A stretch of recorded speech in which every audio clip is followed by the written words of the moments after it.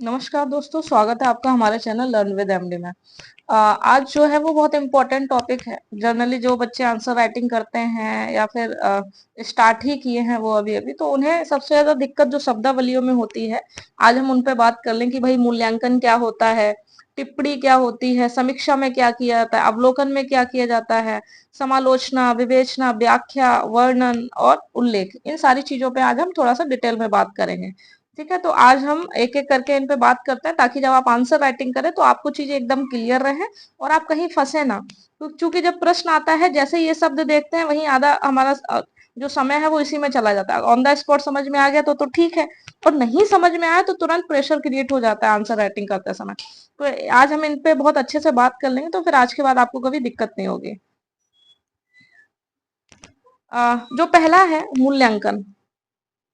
देखिए, सबसे पहले तो आपको मैं बता देती हूँ कि कोई भी चीज करते समय आपको अगर नहीं समझ में आ रहा है, मान लीजिए कोई प्रश्न दिया गया है आपका आंसर राइटिंग का, लेकिन आपको ये समझना है कि ये शब्द का अर्थ क्या हुआ, तो हमेशा उस शब्द को अपने उदाहरणों में ऐड कर लेना, अपने उदाहरण स्वयं के बना लेना, अपने आसपास के लोगों से अपने उदाहरण सेट कर लेना।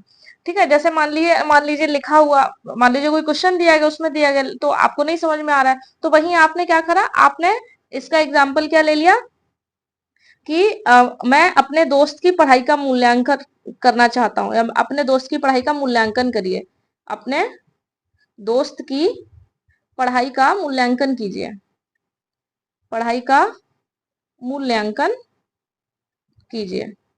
अब जैसे आपको आपके लिए आसान हुआ प्रश्न, वैसे ही आपको फिर ये शब्द समझ में आ जाएगा। ये शब्द क्या कह रहा है कि भाई अपने दोस्त का मूल्यांकन, अब पढ़ाई का मूल्य, अब आप तुरंत बता देंगे, अच्छा वो ऐसे, अच्छा ये वाला पोर्शन उसका अच्छा है, वो ये अच्छा पढ़ता है, वो ये थोड़ा सा कम पढ़ता है, या सारी चीजें जो भी हैं।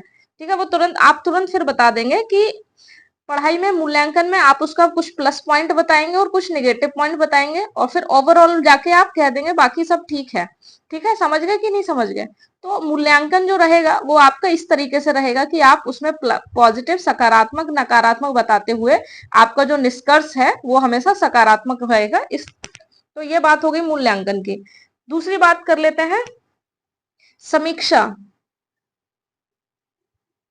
सेम, समीक्षा भी, समीक्षा मूल्यांकन ये सब एक जैसे ही शब्द हैं। वही अपने दोस्त की पढ़ाई की समीक्षा कीजिए, तो आप वही इसमें भी प्लस, इसमें भी नेगेटिव, और फाइनल में ओवरऑल लिखेंगे तो सकारात्मक, दोनों का मिला जुला लिखेंगे, और हालांकि वो सकारात्मक ही रहेगा। तो समीक्षा में भी आपका पॉजिटिव आएगा, निगेटिव आएगा। ठीक है, आपने देखा कि अच्छा ऐसा ऐसा है, ये मान लीजिए कोई आपने उसकी पढ़ाई का देखा कि अच्छा ये अच्छा है, लेकिन इनमें अभी वो कमजोर है, और हालांकि अगर वो ऐसा ऐसा पढ़ेगा तो और अच्छा कर सकता है ना, तो ये सकारात्मक हो गया। हम इसी उदाहरण से सारी चीजें समझने की कोशिश करेंगे। ठीक है, वहीं अवलोकन, अवलोकन आ जाए या फिर परीक्षण आ जाए, उसका भी मतलब सेम यही है। अवलोकन, परीक्षण, इनका भी मतलब वही रहेगा जो मैंने आपको बताया, प्लस, नेगेटिव, और फाइनल में पॉजिटिव ही रहेगा, मतलब सकारात्मक जाएंगे। ठीक है, ये तो हो गया आपका ये। अब समालोचना, समालोचना में भी वही आपको पॉजिटिव रहना है कि भाई मतलब समान रूप से आलोचना करनी है। तो समान रूप से आलोचना करने के लिए ऐसा होता है नहीं कि बिल्कुल कोई भी आप समान रूप से आलोचना करेंगे तो उसमें नेगेटिव पॉइंट तो हमेशा रहेंगे नहीं, कोई भी चीज उसमें पॉजिटिविटी जरूर होगी। तो समान रूप से जब आलोचना करेंगे तो प्लस पॉजिटिव दिखाएंगे और निगेटिव दिखाएंगे, और फाइनल आप उसका अपना जो भी फाइनल होगा वो हमेशा पॉजिटिव रखेंगे, इस बात को याद रखिएगा। तो समालोचना में भी आपका यही रहने वाला है। विवेचना में भी, विवेचना में भी आप अपने पॉइंट्स रख सकते हैं। मान लीजिए आपने कोई टॉपिक दिया गया, कुछ भी आपने उसकी विवेचना की, अच्छा ये ऐसी ऐसी चीजें हैं, उसके बाद फिर आप थोड़ा बता देंगे ये चीजों में थोड़ा सा कम है या जो भी चीजें हैं, और उसके बाद सकारात्मक दे देंगे, ये विवेचना हो जाएगी आपकी। ठीक है, जहां एक और चीज, आलोचना। जब अब यहाँ आपको पता है सीधा और सीधा निगेटिव ही लिखना है, आलोचना आपको लिखनी है, तो आप सीधी आलोचना में जाएंगे। आलोचना में भी आप जब आलोचना करते समय भी आपके पॉइंट पूरी तरीके से आलोचनात्मक नहीं होने चाहिए, इस बात को याद रखेंगे। जैसे एक होता है, हमने किसी से कह दिया तुम बहुत मान लीजिए कोई देखने में अच्छा नहीं लग रहा है, तो आप उससे क्या कह देंगे, कोई देखने में अच्छा नहीं लग रहा है, तो दो तरीके से इसकी आलोचना हो सकती है। एक तो क्या, एक तो ऐसे हो सकती है कि भाई आपने कह दिया तुम बहुत खराब लग रहे हो, एकदम बेकार लग रहे हो, है ना, ये तो एकदम कटु आलोचना हो गई। एक आलोचना हो गई कि थोड़े से मतलब पहले की अपेक्षा थोड़े से कम अच्छे लग रहे हो, बाकी ठीक लग रहे हो, एक इस तरीके की आलोचना। तो आलोचना के भी दो एस्पेक्ट होते हैं कि एकदम कटु आलोचना और एक एकदम सरल स्वाभाविक सहज आलोचना। तो हमेशा आपके प्रश्नों में जो आलोचना रहेगी वो इस तरीके की आलोचना नहीं होनी चाहिए कटु। ठीक है, आपके प्रश्न में आलोचना होनी चाहिए सहज सरल। ठीक है, और ये ऐसी आलोचना ना हो जो किसी को आहत कर दे। ठीक है, इस बात का ध्यान रखेंगे आप। ठीक है, तो आपको प्रश्न में इस बात का ध्यान रखना है आलोचना में। और आलोचना में भी आप अपना निष्कर्ष हमेशा सकारात्मक देंगे, इस बात का याद रखेंगे। जो निष्कर्ष देंगे आप वो सकारात्मक देंगे, पॉजिटिव देंगे। फिर जो आता है, जो चीजें कंफ्यूज करती हैं, एक तो टिप्पणी कि भाई समझ में नहीं आ रहा है कि हम क्या क्या लिख दें। टिप्पणी, व्याख्या, वर्णन और उल्लेख, इन सब के मतलब एक ही है। इन सब के मतलब में उसने आप पे छोड़ रखा है सब। अब आपको उसने बोल दिया कि मान लो फलाना पर टिप्पणी कीजिए या फलाना की व्याख्या कीजिए, फलाना का वर्णन उल्लेख कीजिए। ऐसे प्रश्नों में अक्सर ये देखा जाता है कि आप किसी शब्द, मान लीजिए कोई टॉपिक है, उस टॉपिक में 10 चीजें इंपॉर्टेंट है। ठीक है, 10 चीजें हमने मान लिया, ये इतनी टॉपिक इंपॉर्टेंट है, 10 चीजें, और इस पे बताई जा सकती हैं 50 चीजें, है ना। जो फालतू की है वो मान लीजिए 40 है, वो इतनी महत्वपूर्ण नहीं है। ठीक है, जो उस, तो ऐसे प्रश्नों में आपसे ये उम्मीद की जाती है कि आप इन 10 को बता रहे होते हैं, इन 40 को बता रहे होते हैं। तो ये प्रश्न की मांग जो होती है उस पर डिपेंड करता है कि आप इसमें क्या क्या बता सकते हैं। अब हमारा क्या रहता है कि हम जनरली क्या सोचते हैं कि कुछ भी आया कि बस उसके बारे में सब लिख दो, कारण समाधान उल्लेख फुल्लेख जो भी है, मतलब सब लिख डालो। तो नहीं, ऐसा नहीं होता है। हमेशा प्रश्न की मांग के हिसाब से जवाब दिया जाता है।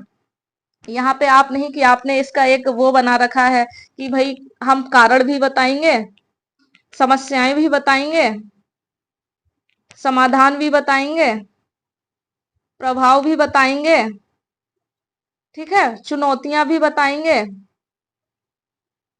और भी जो है आप अपने खुद के क्या कहते हैं, सरकार के प्रयास भी बताएंगे, सरकार के प्रयास भी बताएंगे। आप अब जनरली देखिए कि क्या किसी भी प्रश्न में, जिस हिसाब से मेंस के प्रश्न आते हैं, क्या उसने कभी एक दो तीन चार पांच छह चीजें एक साथ पूछी होती हैं? कभी नहीं। जो छोटे प्रश्न होते हैं वो संभवतः एक ही चीज पूछता है, एक या दो पूछ लेता है जनरली। और जो बड़े प्रश्न होते हैं वो मैक्सिमम 3 से ज्यादा नहीं पूछता। तो आप कैसे उम्मीद कर सकते हैं कि आप उस, जब इस तरीके से कुछ पूछा गया है तो आप 6 बता लेंगे, और 6 बताना जरूरी है। तो इसमें ऐसे प्रश्नों में आपको तय करना पड़ेगा कि किस पॉइंट को, किस विषय में, किस पॉइंट के बारे में बताना है, किसके बारे में नहीं बताना है। अब जैसे मान लीजिए एक क्वेश्चन था कि ऊष्मीय ऊष्मीय प्रभाव है, भूमंडलीय ऊष्मन जो है उस पर टिप्पणी कीजिए। अब इसमें आप क्या भाई, उसमें इसकी आप एक डेफिनेशन बता देंगे, है ना, इसके इंपॉर्टेंट जो गैसेस हैं जिसकी वजह से होता है वो बता देंगे, है ना, इसकी वजह, ये किन रीजंस की वजह से हो सकता है वो बता देंगे, इनके समस्या बता देंगे, इसके या समस्या फिर इनके प्रभाव, इनमें से आप दो चूज कर लेंगे कौन सा बताना है। फिर आप समाधान बताते हुए अपना निष्कर्ष दे देंगे। ठीक है, अब इसमें अब ये सारी चीजें, ये जो जितनी चीजें हैं उनकी कोई जरूरत नहीं है। तो ऐसे प्रश्नों में आपको ही तय करना है कि आपको कैसे लिखना है। वो प्रश्न की जो मांग होगी उस हिसाब से तय होगा। इस टाइप की चीजें प्रश्न की मांग पर डिपेंड होती हैं, इस बात को याद रखिएगा। ये सारी चीजें कर लेंगे तो आपको कतई दिक्कत नहीं होगी। तो जब भी चीजें ना समझ में आए तो हमेशा कोशिश करना कि कोई भी प्रश्न क्यों ना हो और नहीं समझ में आ रही है उसकी कोई लास्ट की शब्दावली, तो हमेशा उस शब्दावली को अपने उदाहरण में सेट कर लें, अपने उदाहरण में सेट कर लें। अपने उदाहरण कोई हो वो सेट कर लें, अपने दोस्त से रिलेटेड बना लें, अपनी फैमिली से रिलेटेड बना लें, है ना, फ्रेंड से रिलेटेड बना लें, फैमिली से रिलेटेड बना लें।